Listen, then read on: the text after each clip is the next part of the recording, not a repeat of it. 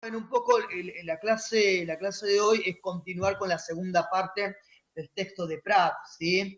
Que es un texto del cual está más que nada vinculado a la enseñanza de la historia en Europa y particularmente en España, que hay algunas cosas que hay que tomar con cuidado, porque claramente el autor está viendo la manera de enseñar historia desde España, ¿sí? Pero creo que también hay muchas cuestiones que plantea Prat que nos sirven a nosotros para reempezar la enseñanza de la historia hoy, y por eso me parece que es un texto que se puede dar tranquilamente, ¿sí?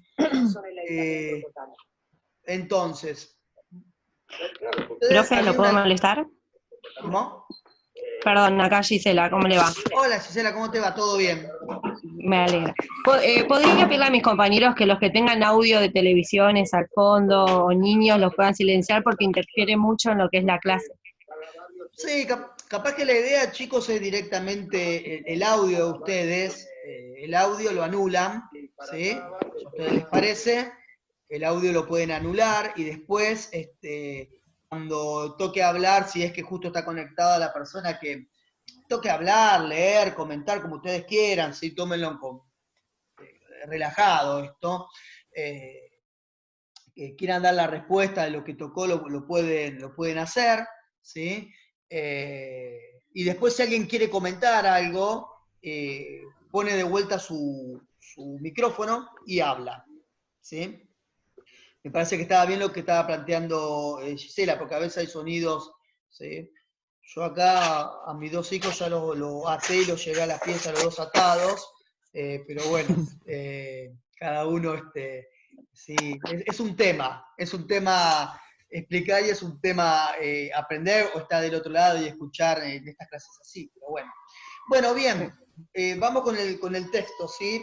Ustedes ya saben por la duda, digo esto, cuando se corte, pues esto se va a cortar, no vamos a terminar en la primera, vuelven a entrar con el mismo link, ¿sí? Vuelven a entrar con el mismo link que ustedes tienen. Muy posiblemente, si se corta y no terminamos, voy a tener que armar otra reunión, ¿sí? Voy a armar otra reunión y lo pongo en el Classroom, ¿sí? Y lo pongo en el Classroom. Pero fíjate si no está. Ese sonido que se está escuchando viene de Eduardo, porque se está prendiendo Para la mí vos lo lucecita. llevaste, lo botaste ahí, lo llevaste para allá. Bueno, Allá. el punto 1, ¿sí? Sí. Dice, el autor afirma, hay que planear la necesidad de enseñar historia utilizando los instrumentos del historiador. Y la pregunta es, ¿cuáles son los métodos del historiador? ¿Sí? Esta consigna Yo. la tenía Gisela, ¿bien? La Ujú. tenía Gisela, y antes que comente Gisela, hago una aclaración, ¿sí? Ojo que también, y esto de lo que nos sirve el texto para tomar nosotros, y algunas cositas que hay que tener cuidado, que decíamos recién. Hay que tener un poco de cuidado, porque me parece que el autor también es como que se vuelca demasiado en lo que tiene que ver con la relación entre la historia como materia de la escuela y la Ujú. historia como ciencia. Entonces hay que tener mucho cuidado, ¿sí? Hay que tener mucho cuidado con eso. Bien. Bueno, yo le doy la voz a Gisela para que comente, lea o como quiera, ¿sí? Sería cuáles son los métodos del historiador, eso sería un poco, Ujú. ¿sí? Si lo Sí. querés sintetizar, lo que dijiste, y después si alguien quiere agregar algo, agrega, y yo agrego después, ¿sí? Yo silencio el mío, así te escuchamos. Bueno, lo que yo había puesto en mi trabajo era, bueno, que el autor había hablado de la importancia de la historia vendría a ser en los escolares, que solamente no se basaba en una memoria, en una serie de datos y valoraciones en lo cual los chicos debían aprender. Y es por eso que saca lo que son los métodos de los historiadores que, volvemos a decir, él cree efectivo dentro del ámbito escolar, porque se ve a la historia, al análisis de la historia con métodos científicos. Vendría a ser, y él decía que, siempre digo él porque es como usted dice, es lo que él dice, que eso implicaba enseñar a historiar a los chicos. Vendría a ser, era hacerles entender el oficio de estos, ¿cómo se llama?, estos historiadores, y hablaba que los métodos vendría a ser la recogida de informaciones previas sobre el tema, del objeto de estudio, hablaba de la hipótesis explicativa, el análisis y la clasificación de las fuentes históricas, las críticas de la fuente, las causalidades y la explicación histórica del hecho que se está estudiando. Esos son los métodos a lo que habla específicos. No sé si usted quiere que yo explique No, no, no. cada método. No, no, está muy bien porque justamente era más que nada señalar esos métodos que decía, ¿no? Como bien, yo leí la respuesta que vos enviaste, que es súper completa, ¿sí? Que está muy bien, y que de hecho, por eso es que vos me preguntás ahora, si desarrollás cada uno de estos métodos que vos por escrito lo desarrollaste. Más que nada es poder identificar, como bien dijiste recién, esos métodos que aparecen, ¿no? Por ejemplo, esto de poder recuperar información, ¿sí?, sobre el tema que se va a estudiar, las hipótesis explicativas. Las hipótesis explicativas me parece que están muy bien, esto de poder formular hipótesis, ¿no?, como estudiante, o que el docente incentive a formular hipótesis. Pasa un coche a todo lo que da, con la música a todo lo que da. Decía, ¿saben lo que es una hipótesis? Yo lo que les pido a ustedes, sí, por favor, toda cosa que no se entienda, aprovechan para preguntar. ¿Saben lo que es una hipótesis?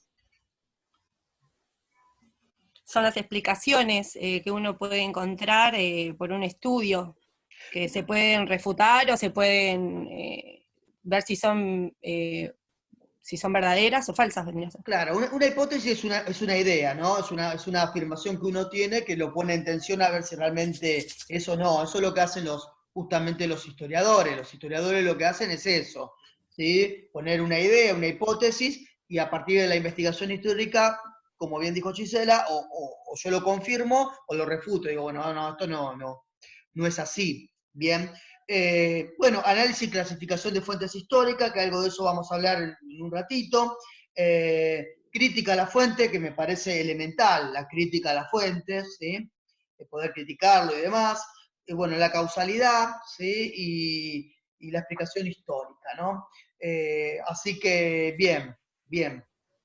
Estaría bueno, profe, si me permite, si usted nos puede hacer referencia más a lo que es una causalidad, porque capaz que muchos no lo entendieron, que es ese punto del método. Sí, ahora vamos, porque justamente ustedes tienen en la pregunta 4, 5 y 6, habla justamente de la causalidad histórica, ¿sí? Entonces, llegado a ese momento, vamos a explicar bien la cuestión que es una causalidad histórica y demás, ¿sí? Pero sí, sin ninguna duda, eso lo vamos a tratar de explicar, y poder, más que explicar, ejemplificar, ¿sí? Creo que si podemos ejemplificar, capaz que sea más comprensible eso. Bueno, muy bien. El punto 2 dice qué actividades deben estar presentes en todo proceso didáctico para un correcto aprendizaje de la historia, ¿sí? Solamente lo tenía que mencionar. Eso, esa consigna lo tenía Sosa. A mí no me lo envió, no sé si está conectado. No lo veo si está conectado, creo que no. Pero bueno, comento un poco lo que dice el autor, que también es como para tener en cuenta esto, ¿sí? ¿Qué es lo que deben tener las actividades, ¿no? Para que en una clase de historia, para que ese aprendizaje sea, para que sea un aprendizaje mucho más significativo, si se quiere. Bueno, por un lado, y esto va relacionado con lo que dijo Gisela, ¿no? Por un lado, aprender a formular hipótesis, ¿sí? Poder formular hipótesis ante una situación problemática histórica que se pueda presentar en una clase de historia. Clasificar las fuentes, en qué tipo de fuentes hay, ¿sí? Aprender a analizar las fuentes, que sería el otro paso. Y aprender a valorar la fuente, que este último paso yo lo descartaría dentro de lo que es la historia. Yo lo que voy a hacer ahora es compartirle pantalla, ¿sí? Y quiero mostrarle algo en este punto que decíamos de aprender a clasificar las fuentes, ¿sí? Esto ustedes lo tienen en el texto. ¿Bien? ¿Ahí lo pueden ver ustedes? Díganme porque yo no lo veo a ustedes ahora, saqué, lo No, ahí sí, pero Ahora sí. perfecto. Bien, entonces, Sí, sí. esto ustedes lo tienen en el material, ¿no? Estos son los tipos de fuentes históricas que generalmente tenemos y que nosotros a lo largo de la cursada vamos a ir viendo algunas de esas fuentes. Bueno, fuentes materiales, como edificios, caminos, instrumentos, vestidos, armas, monumentos. Vuelvo a repetir, este texto está pensado en la enseñanza de la historia en España. Esto no quiere decir de que no haya fuentes materiales para poder realizar una historia acá para nuestro país. De hecho, se puede hacer inclusive un tipo de estudio histórico local, ¿sí? No sé, en el Museo del Transporte, por decir algo que está acá súper cerca y que es accesible. Ni que hablar si podemos movilizar a los estudiantes para Capital Federal y poder hacer algún tipo de análisis de un proceso histórico que nos toca estudiar a partir de estos edificios y demás. No sé, última dictadura militar con el Museo de la Memoria, por ejemplo. Se puede ir al Museo de la Memoria, a la ESMA, ¿sí? Uno de los ejemplos, digo, locales para que se comprenda esto. Otro tipo de fuentes primarias en esta clasificación son las fuentes escritas, ¿sí? Las fuentes escritas que primero eran más que nada los escritos de los grandes personajes, de los reyes, de los presidentes, de los militares, cuando hacían, ¿no?, todo un balance de la batalla y demás. Pero hoy en día se ha ampliado muchísimo esto, trabajar cartas, ¿sí?, tratados, pueden ser periódicos, pueden ser fuentes escritas a trabajar para reconstruir un proceso histórico, ¿sí? Fuentes iconográficas, que tienen que ver con las imágenes, grabados, cuadros, dibujos, ¿sí? Esto, las fuentes iconográficas, hoy en día se trabaja bastante en la enseñanza de la historia, y lo que son las fuentes orales, esto es más para una historia reciente, obviamente, ¿sí? Para fuentes orales tienen que ver con testigos que vivieron, no sé, de repente, si se quiere investigar, se está trabajando, supónganse, en la crisis del 2001, ¿sí? Dentro del aula de historia, se puede llevar a personas que hayan vivido el 2001 y que den su padecer. Esto se puede trabajar para el caso local de Argentina, se puede trabajar la última dictadura, hasta la última dictadura militar se puede trabajar, ¿sí? Después hay otros temas del cual nosotros no contamos con fuentes orales, o son mucho más difícil poder encontrar fuentes orales, como por ejemplo, no sé, si yo quiero trabajar el 17 de octubre de 1945, el día en que está toda la movilización para liberar a Perón, por decir algo. Bueno, ahí se complica un poco más. Podemos encontrar todavía fuentes, ¿sí?, testimonios, pero ahí se complica un poco más. Lo mismo, supónganse, si yo quiero trabajar Segunda Guerra Mundial. En Argentina vinieron muchas personas que sufrieron, sobre todo el nazismo y demás, y vinieron a la Argentina a terminar de vivir sus años acá. Pero bueno, hay gente que todavía está viva, son muy mayores, y de hecho, si son muy mayores también tienen que tener en cuenta que cuando vivieron la guerra eran muy pequeños, por lo tanto hay que ver qué recuerdan de todo eso y demás, ¿no? Y la mayoría de los testigos, evidentemente, han muerto. Entonces, las fuentes orales también son un tipo de fuentes, pero que, digamos, tienen, por decirlo de alguna manera, tienen fecha de vencimiento, por decirlo de alguna manera, a diferencia de las otras fuentes que se pueden mantener en el tiempo, ¿no? Pero bueno, en la clase de historia se trabaja con esta fuente. También otra aclaración sobre la fuente es muy importante. Una cosa es cómo puedo trabajar una fuente histórica para enseñar un tema en un aula, para estudiantes, ¿sí? Eso es una cosa. Y otra cosa es cómo trabaja las fuentes históricas un historiador, ¿sí? Nosotros necesariamente tenemos que adaptar la fuente histórica, la tenemos que adaptar al aula, ¿sí? Adaptar quiere decir, si es un discurso, capaz que lo tengo que recortar, ¿sí? Capaz que tengo que poner un glosario al lado, si, supónganse, trabajo un documento del siglo XVIII, del iluminismo. Evidentemente los iluministas van a utilizar palabras que no son comunes a nosotros, ¿sí?, a cómo hablamos nosotros. Entonces, muy probablemente tengo que pensar también eso para poder trabajarlo con los alumnos, ¿sí? Para poder trabajarlo con los alumnos. Bien, si no hay preguntas y si les parece, pasamos al punto 3.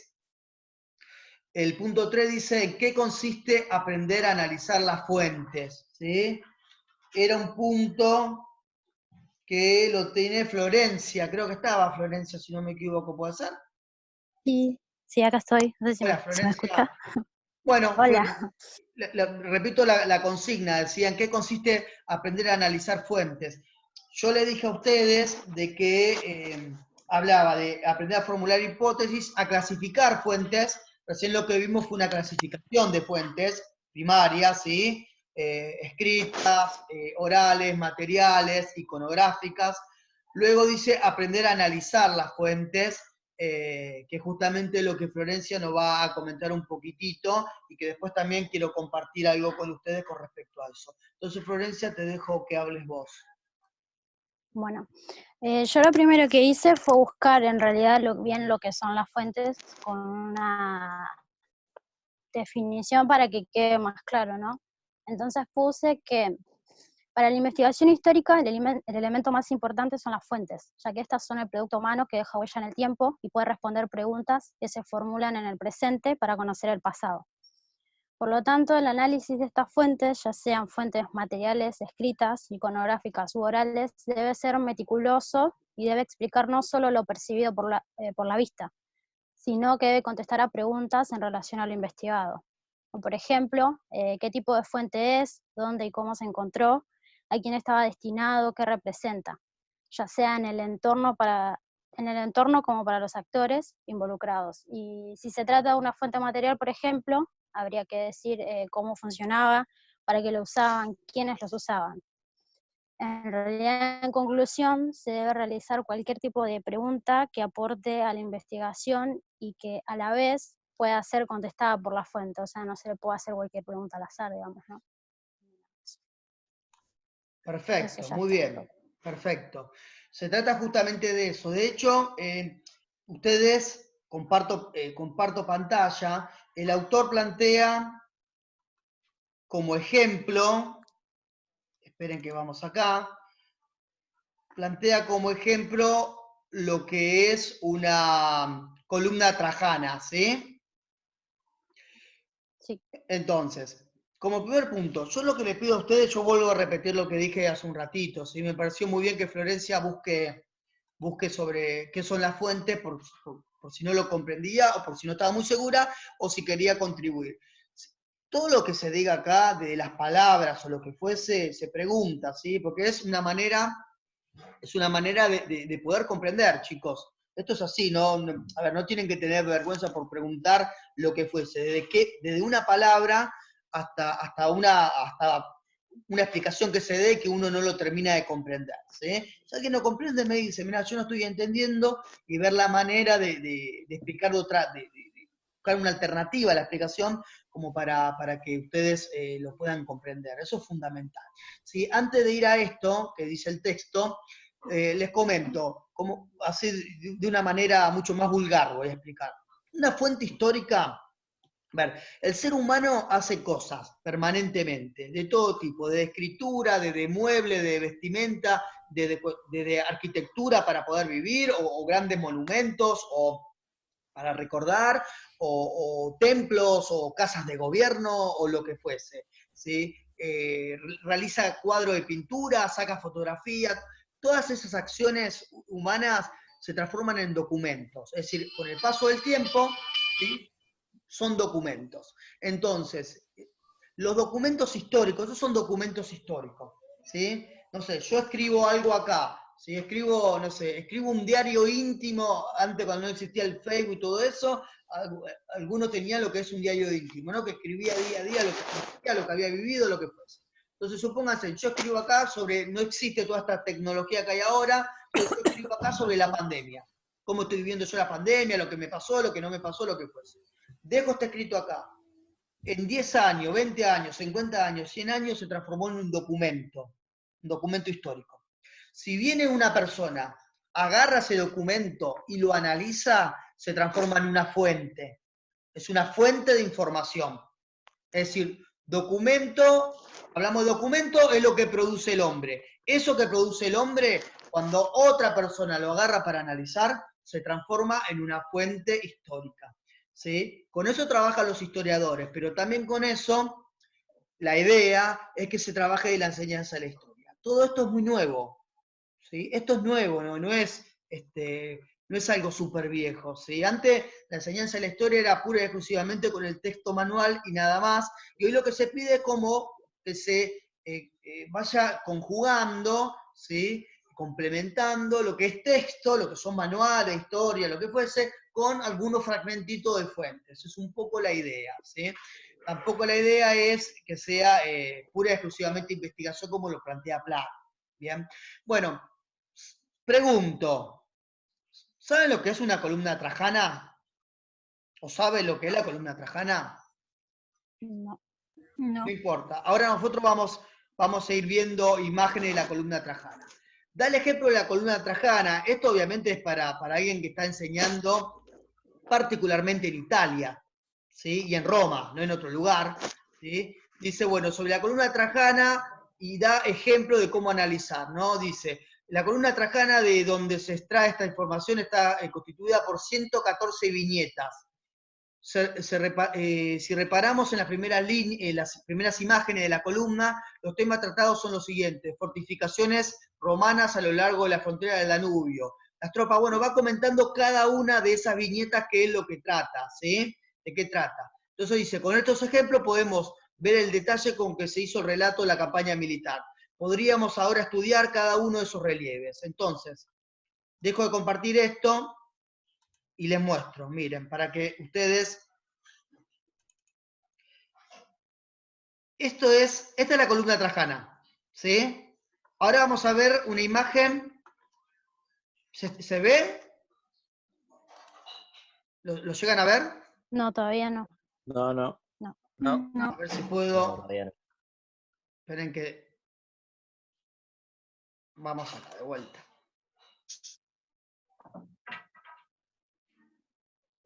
Bueno, ponemos este que está más de cerca. Esta es la columna trajana. La columna que decía recién.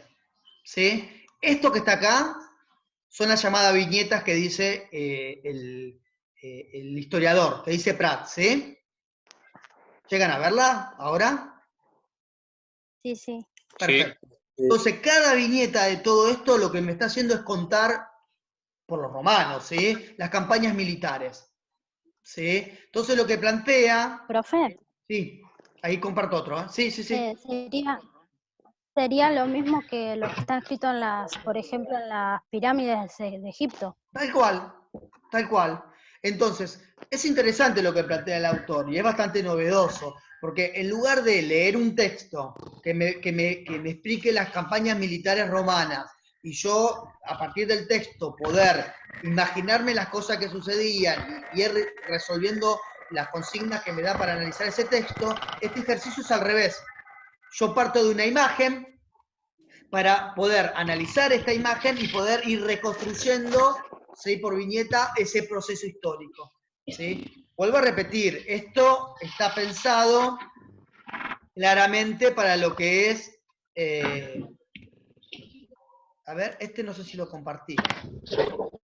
¿Este lo compartí? No. Este se ve más de cerca. Bueno, esta es la columna trajana que está hablando el autor, ¿sí? Y es un ejemplo de cómo puedo trabajar con una fuente material, ¿sí? En este caso, lo que tiene que ver con la expansión romana y la batalla romana y demás, ¿sí? Está claro que nosotros no podemos trabajar esto. Nosotros estaríamos en Roma, en una escuela de Roma muy cercana, podemos trabajar en una salida, en una excursión o una salida educativa con los alumnos sobre esto. También nosotros podemos trabajar, ojo, también podemos trabajar estas cuestiones materiales en Buenos Aires, no sé, con la famosa manzana de las luces o inclusive con la misma catedral, cuando vamos a la Catedral de Buenos Aires, la que está frente de Plaza de Mayo, ahí, dentro de ahí tenés toda una serie de construcciones materiales que te permite justamente trazar parte de la historia de nuestro país, hasta inclusive la misma Plaza de Mayo, ¿sí? El mismo Cabildo, ¿sí? Todo esto forma parte, digamos, de nuestra historia. ¿Sí? Y se puede trabajar como recurso material. El cabildo, ustedes capaz que ya lo saben, el cabildo terminó siendo recortado, fue cortado, en realidad era mucho más extenso, entonces está bueno trabajar, por ejemplo, con los pibes que vean cómo imágenes del cabildo antes y cómo es ahora, y poder explicar por qué se dio eso, que tiene que ver con todo un sentimiento antiespañol, antihispánico muy importante, que surgió después de la Revolución y que después, para 1910, cuando se dio el centenario de la Revolución de Mayo, que ahí los españoles un poco como que se amigaron con nosotros, con los argentinos, hubo todo un arrepentimiento de haber cortado el cabildo, porque en realidad tenía que ver con parte de un pasado, ¿no? que nos representaba también a nosotros, más allá que era el pasado español. ¿Sí? Pero bueno, todo eso se puede trabajar materialmente hablando. ¿Sí? Bien, eso era lo que quería mostrarle con respecto a las columnas, que es el ejemplo que da el autor. Pero también con lo que respecta a esto, a analizar las fuentes, yo tengo dos ejemplos para darles a ustedes. El tema es que tenemos poquito tiempo, ¿sí? Pero bueno, lo comparto acá. A ver si lo llegan a ver ahí. Alguien que me diga sí, porque no... Sí, profe. sí se ve. Bien, porque yo no lo estoy viendo a ustedes. Bueno, esto es una secuencia didáctica mía, después lo vamos a ver bien. Yo traigo esto solamente para que ustedes vean una cosita para poder ejemplificar el texto. Miren, estos son documentos escritos, por ejemplo. El tema es el imperialismo, ¿sí? El imperialismo en África y en Asia, ¿está bien?